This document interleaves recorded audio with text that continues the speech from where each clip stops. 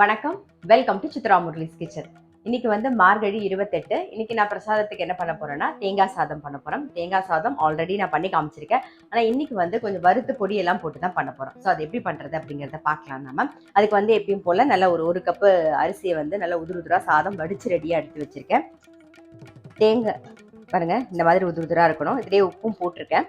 இந்த பக்கம் தேங்காய் வந்து நல்ல ஒரு அரை மூடிக்கு மேல தேங்காய் ரெடியா துருவி எடுத்து வச்சிருக்கோம். இப்போ என்ன பண்ண போறோம் அப்படின்னா எண்ணெயும் நெய்யுமா விட்டு நம்ம முதல்ல தாளிச்சுக்கலாம்.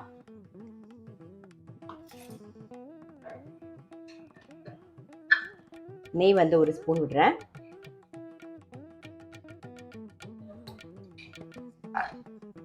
அப்புறம் தேங்காய் சாதம் அப்படிங்கிறதுனால தேங்காய் விடுறேன்.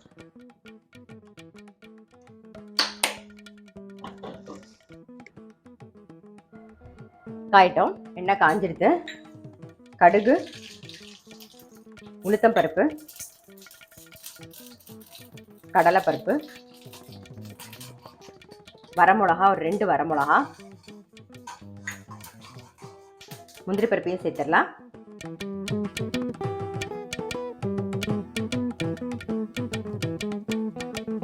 கருவேப்பிலையும் சேர்த்துருவோம்.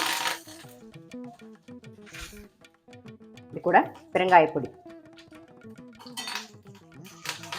இது அப்படியே வந்து சாதத்தில் போட்டுடலாம்.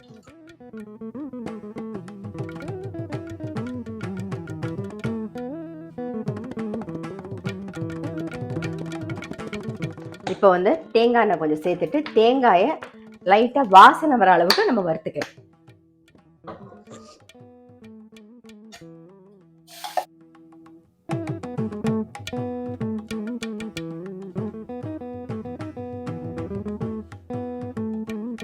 தேங்காய்க்கு கொஞ்சமா உப்பு சேர்த்துக்கலாம். நம்ம ஏற்கனவே சாதத்துல உப்பு போட்டிருக்கோம். ஸோ அந்த தேங்காய்க்கு தகுந்த அளவுக்கு உப்பு இருந்தா போதும். நல்ல வாசனை வர அளவுக்கு வறுத்துக்கணும். பாருங்க, லைட்டா கலர் மாறி இருக்கும். அதே மாதிரி நல்ல வாசனை வரும். வறுக்கும் போது நல்ல தெரியும் வித்தியாசம். நம்ம போடும்போது வெள்ளவெளையன்னு இருந்ததா. இப்போ என்ன பண்ண போறோம்னா அடுப்பை ஆஃப் பண்ணிட்டு நெய் ஒரே ஒரு ஸ்பூன் விட்டுக்கலாம். அவ்வளோதான்.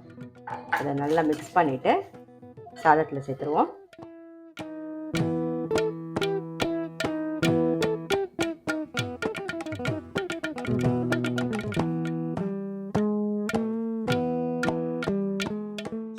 இதை நல்லா மிக்ஸ் பண்ணிப்போம்.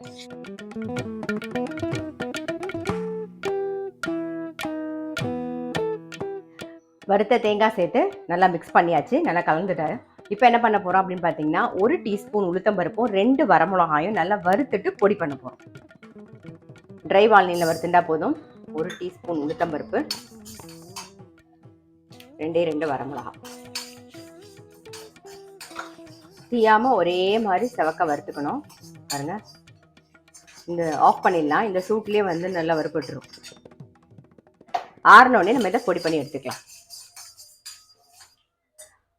உளுத்தம் பருப்பு வரமிளகா வறுத்துருந்தோம் இல்லையா, நல்லா ஆறிடுத்து. மிக்ஸி ஜாரில் மாற்றிடலாம். இந்த மாதிரி கோர்ஸாக பொடி பண்ணிக்கணும். இப்போ இதை என்ன பண்ண போகிறோம்னா நம்ம தேங்காய் சாதத்தில் மிக்ஸ் பண்ண போகிறோம். நல்லா கலந்துடலாம்.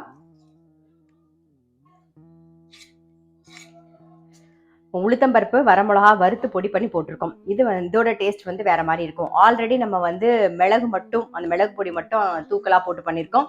அது வேற மாதிரி இருக்கும். நீங்க பச்சை மிளகா மட்டும் போட்டு பண்ணீங்கன்னா அதோட டேஸ்ட் வேற மாதிரி இருக்கும். ஸோ கண்டிப்பா வந்து இந்த மாதிரி தேங்காய் சாதம் ட்ரை பண்ணல அப்படின்னா டெஃபினட்டா ட்ரை பண்ணி பாருங்க. ரொம்ப ரொம்ப டேஸ்டா இருக்கும்.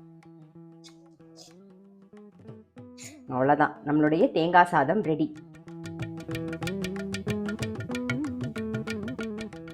நான் சொன்ன மாதிரி தேங்காய் சாதம் உளுத்தம்பருப்பும் வரமிளகாயும் வறுத்துட்டு கண்டிப்பா பண்ணி பாருங்க. அதே மாதிரி தேங்காயும் நல்ல வாசனை வர அளவுக்கு, ரொம்ப செவக்கக்கூடாது, லைட்டா கலர் மாறி இருக்கணும், நல்ல வாசனை வர அளவுக்கு வறுத்துட்டு அதையும் சேர்த்து கண்டிப்பா ட்ரை பண்ணி பாருங்க.